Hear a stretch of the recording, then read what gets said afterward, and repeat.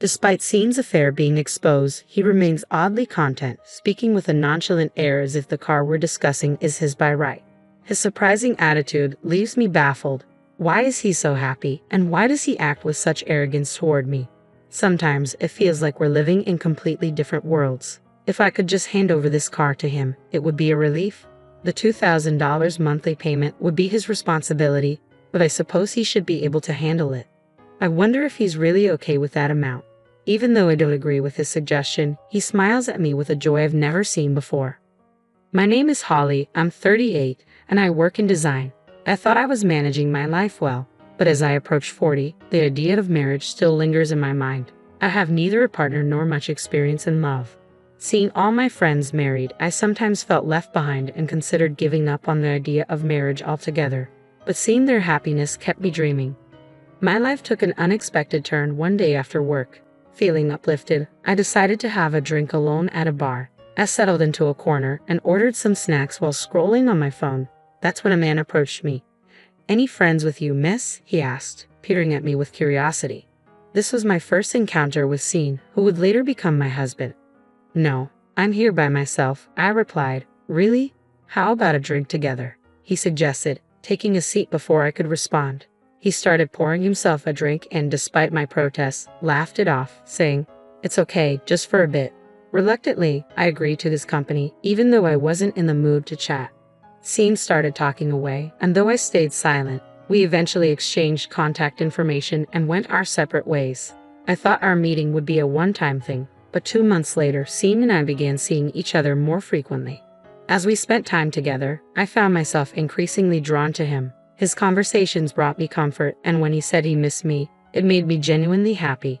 Before I knew it, I was wrapped up in feelings I hadn't expected. 6 months after our first meeting, we became a couple, and 3 years later, we decided to get married. I had once thought marriage wasn't for me, so Scene's proposal felt like a dream. Looking back, it seemed like the pinnacle of my happiness. However, after we married, Scene changed completely. He seemed like a different person, making me question whether the man I dated was just an act. About a month into our marriage, Scene became distant, often coming home late. When I asked about dinner, his responses were always indifferent. Whatever, he would say. Concerned, I asked if he was okay, but he would just brush me off, saying, "Leave me alone. It's none of your business." His behavior grew worse over time. He started coming home even later, citing overtime or drinking parties as excuses. I spent many nights alone, overwhelmed by loneliness. One evening, as I returned to an empty house after work, I received a text from Scene saying he'd be working late again. While I appreciated his message, the increase in his absences worried me. Had I done something wrong? Was he deliberately avoiding home because he was disillusioned? Scene eventually stopped coming home regularly. Our once slightly upscale apartment now felt like a lonely space. I found myself eating dinner alone and preparing meals for him, only for him to eat just a few bites before stopping. "What's wrong? Aren't you hungry?" I would ask, but his bad mood was a constant, leaving me to wonder how he ended up like this.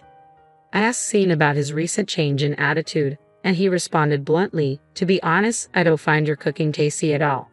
I was taken aback. Up until now, he'd always praised my cooking and even had seconds. On anniversaries, he preferred my homemade meals over dining out. So why this sudden shift? I apologized, saying, "Sorry, I didn't realize it was bad. I'll clean up right away." But he snapped, "Don't touch it," and continued eating, though he didn't seem to enjoy the meal, frowning the whole time. Since then, he started nitpicking about everything, from a coffee cup being out of place to a decorative picture slightly askew or a single strand of hair on the floor. I work too, so sometimes housework isn't perfect. I wonder if it's normal to be so fixated on trivial details. I've repeatedly told him that because of my job, housework might not always be flawless, but Scene won't listen. He always ends up shouting, "Just shut up and do as I say." The constant stress of dealing with his demands is building up, and I find myself questioning whether I should continue this marriage. The dissatisfaction with my imperfections and a swirl of emotions are making me consider divorce. However, the rarity of finding a partner at my age and the hassle of divorce proceedings make it hard to take action. I convinced myself that enduring is my role. Before we got married, I made a significant purchase, a luxury car from a renowned brand. It was bought on loan, as a lump sum payment was impossible. I'm not particularly obsessed with cars, but there was a specific model I'd always admired, and finally owning it made me incredibly happy. It motivated me to work hard, and I used it for commuting. Car enthusiast colleagues often chatted with me about it. Initially, Sean praised the car, saying it was a great purchase, but as his attitude changed, he began using it without asking. Even though Sean has his own car, he prefers mine, which is frustrating. Because of this, I've had to commute by train and walk for shopping. I tried to address the issue with him, saying, I really wish he'd stop using my car without asking. I need it too. Sean dismissed my concerns, responding, What's the big deal? It's fine if I use it. I replied, It's not fine with me. He retorted, I don't care about you. You're commuting by train now, so it's fine. Stop complaining. You have your own car, don't you?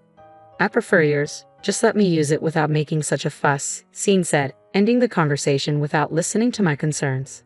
The cost of train fares was quickly adding up, and walking from the station to home with a tired body was becoming increasingly difficult. My weekly shopping trips had turned into frequent errands as I struggled to carry heavy bags without the car. I'd even considered asking to use Sean's car, but he brushed off my request, saying, That's my car. You wouldn't know how to handle it. Don't joke around. I felt it was unreasonable for one person to need two cars, but I couldn't argue with him. With his personality, even the slightest deviation in the car's position or seat adjustments would likely set him off, adding another layer of hassle. If I were younger, I might have fought back more, but now, I didn't have the energy. Sean continued his pattern of staying out late. He claimed he wasn't drinking because he was driving, but sometimes I could detect an unfamiliar perfume. I began to suspect he might be cheating, especially with his increasing overtime and nights out. However, without concrete proof, and lacking the funds for a private investigator, I chose to ignore these suspicions. Sean seemed to look down on me, probably thinking I was unaware of his infidelity. In his eyes, I must have appeared foolish and compliant, someone who would tolerate anything. The marriage I had envisioned was far from the reality I faced. I had dreamed of a warm, caring home where we supported each other and spent weekends exploring new places together. I had hoped that the life I envisioned with Sean might someday become a reality, but it wasn't turning out that way. As I sighed and prepared another solitary dinner, I wondered if this was how my life would be from now on. Then something happened that drastically changed my situation. On a day when I finished work earlier than expected, I decided to head home without calling Sean. He usually wouldn't come home that night anyway. As I approached our house with a heavy heart, I noticed something strange.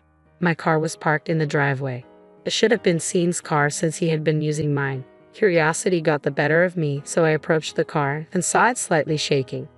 I should have gone inside, but instead, I moved closer and overheard Sean's voice along with a woman's voice from inside the car.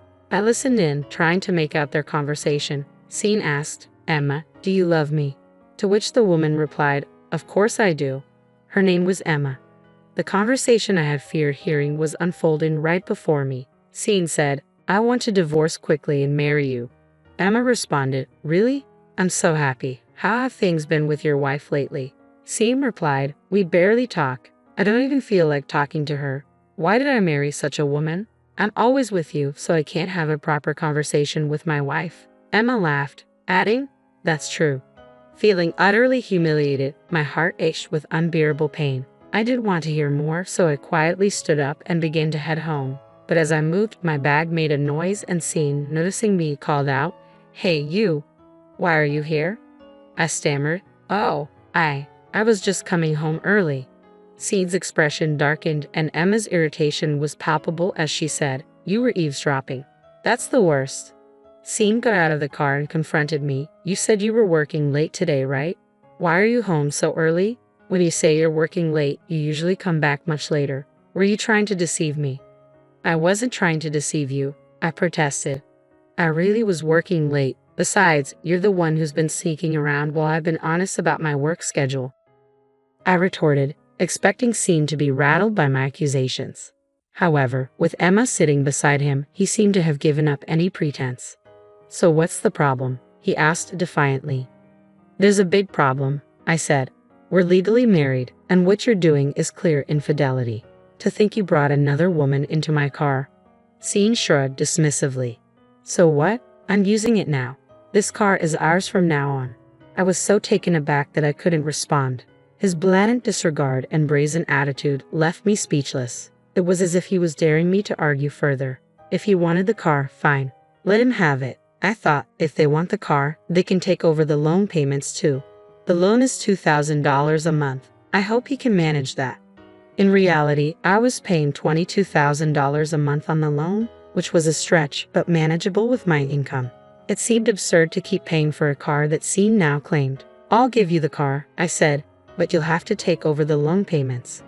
Sean's response was immediate. Why should I? You should keep paying. Can't you afford it? I deliberately provoked him, and his anger flared. Fine, I'll pay, he snapped, caught off guard by the amount I mentioned. A few days later, I transferred both the card and the loan to Sean. When he received the documents detailing the loan amount, he didn't seem surprised. Whether he truly realized the burden of the $2,000 monthly payments or simply hadn't checked was unclear, but he seemed eager to finalize the transfer and move on. With the car issue resolved, we proceeded with filing for divorce. I hired a lawyer, anticipating that Sean's infidelity would be a major factor. The lawyer took on the case with enthusiasm, and after several weeks of preparation, the day of the confrontation arrived. Sean was clearly furious, and Emma stood by his side, displaying an arrogant demeanor. I was advised multiple times that hiring a lawyer was excessive, but I knew it was necessary. As the case progressed, it became evident how Sean and Emma had met and what kind of person she was. Emma was the daughter of an executive at Sean's company and also worked there herself. Sean was aware of her background when they started their affair. Although Sean was clearly at fault for pursuing her, Emma was also complicit for engaging with a married man. I demanded a divorce, sought property division, and asked for compensation from Emma for the emotional distress she caused. Sean, seemingly desperate, offered to settle any demands I had, saying, "Property division, divorce, do whatever you want. How much is it? I'll pay if that's what you want." Emma, on the other hand, was adamant about not paying compensation. "Why should I pay? It was Sean who approached me first," she argued. "But you knew he was married when you got involved with him. I have suffered mental distress because of your actions. You can't avoid payment," I countered. Emma stubbornly refused, saying, "Absolutely not. What if this gets out to your parents or workplace?"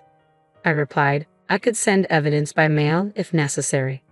Emma dismissed my threat. "Evidence? Do whatever you like," she said, seemingly unconcerned. But I wasn't merely making empty threats. If she'd insisted she didn't care, I wouldn't hesitate to act. Since Sean and I were already finalizing the divorce, we completed the proceedings that day. Sean agreed to the property division, and we settled everything and went our separate ways. As promised, I sent the evidence to Emma's workplace. Apparently, Emma didn't believe I would actually follow through. I was later informed by my lawyer that she ended up having to pay compensation as well. After the divorce, I moved to a house closer to my company and relished the freedom from both personal turmoil and car loans. It was incredibly liberating not to worry about others' actions. Sometimes I wonder if my life would have been smoother had I not married Sean. There's a tinge of regret, but my colleagues at work often comment on how much more relaxed and content I look now. From now on, I plan to live quietly, focusing on my own well-being and financial independence. No more marriage for me. I have decided to live my life solely for myself. But about 3 months after the divorce, I was caught off guard when I suddenly received a call from Sean. Curious about the reason, I answered the phone. "Hello." "Hey, what's this all about?" Sean's voice was tense. "What's with this red envelope?" "A red envelope?" I wondered if it was some kind of demand notice. "Calm down and tell me what's wrong." Sean, clearly agitated, continued, "What's this red envelope about?" When I opened it, it was a demand for car loan payments. I was taken aback. "You've been paying $22,000 a month?" Sean replied, "I had no idea. I thought it was $2,000 a month. Didn't you know?" I said, "When we transferred the car's ownership and took out the loan, the amount was clear." "Maybe you didn't pay attention because I was managing the payments." Sean was frustrated. "I never imagined it would be $2,000 a month. Can't you continue making the payments now?" I responded, "Even if I continued making the payments, you'd end up using the car. We're divorced now. I'm not obligated to meet your demands. You insisted the car was yours in the first place. You can't just ask for payments now."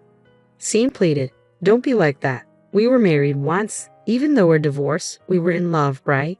Help me out a little." I was incredulous. "In love? I've struggled for your sake all this time while you've lived as you please. Now you turn to your ex-wife for help. That's convenient. If you received a payment notice, you better get the money ready and settle it yourself. Scene lamented, but I can't come up with that kind of money. I said firmly, you're the one who promised to pay off the car loan. You need to take responsibility for your own words. Scene's anger was evident over the phone, but I had nothing more to say. I ended the call and refused to answer his subsequent calls. After ignoring him for a while, it seemed he eventually gave up as no more calls came through. 6 months later, I was still enjoying a comfortable life on my own. Moving closer to my office had made commuting easier, and I had more personal time to myself. I had taken up visiting art galleries as a new hobby and was enjoying my weekends exploring new exhibitions. One day, while I was relaxing, my smartphone rang with Scene's name flashing on the screen. I hesitated but eventually answered, wondering what he wanted. His once assertive tone was replaced by a weak, faltering voice. "Holly, it's me, Scene," he said. I responded coolly, "What do you want?" Scene's voice was barely audible as he admitted, "I can't make the payments anymore. Can you help me?" Surprised but curious, I asked, "Help you with what?" Scene started revealing details he had kept hidden. After our divorce, he had lost his job. The scandal of his affair with Emma, the daughter of a company board member, had led to his forced resignation. Emma had abandoned him, and despite his efforts to find new employment, he struggled with temporary and part-time work. Eventually, he sold both his cars, moved out of his rental, and returned to his parents' home. Scene had hoped that living with his parents would stabilize his life, but then his mother fell ill and required care. With his father aging, Scene had to juggle work and caregiving responsibilities. The car loans he had left behind still loomed over him, adding to his financial woes. "Please help me. How about we get back together? It would be easier for you too," Scene pleaded. "Easier for me?" I responded sharply. "If I got back with you, I'd end up shouldering the car loan payments and all other living expenses. Everything would fall on me, and it would be even harder than before. I've said it before, you're incredibly selfish, thinking I should reconcile so you can relax while I handle all the burdens." "That's not true," Scene protested. "Do you really think so? Do you understand the scale of the problems you've caused?" I asked. "You left your job and were abandoned by your girlfriend because of your affair. It's hard to care for your parents, but your situation is a result of your own actions." Scene was left speechless. I continued, "I don't understand why I married you in the first place. If I could meet my past self, I'd warn her against it. And now you expect me to agree to reconcile? I can't believe you're asking this after everything." Scene's pleas were desperate, but I remained firm. "I'll make sure you keep paying the loan. Take care of yourself. You can beg all you want, but I'm not agreeing to reconcile. Don't contact me again." "Wait, Holly, hey," he shouted as I hung up the phone. After that call, there were no more attempts from Scene to reach me, no emails, no texts, nothing. His urgency seemed to fade, and it felt like he was just trying to justify himself, portraying himself as the victim. 6 months had passed since our last contact, and I continued to enjoy my comfortable life alone. My new hobby of visiting art museums had become a cherished part of my routine, and my room was now filled with art catalogs and postcards. I even began thinking about visiting art museums abroad. Reflecting on married life, I've realized that even if given the chance to do it over, I wouldn't choose marriage. I'm simply grateful for the comfortable and fulfilling life I have on my own.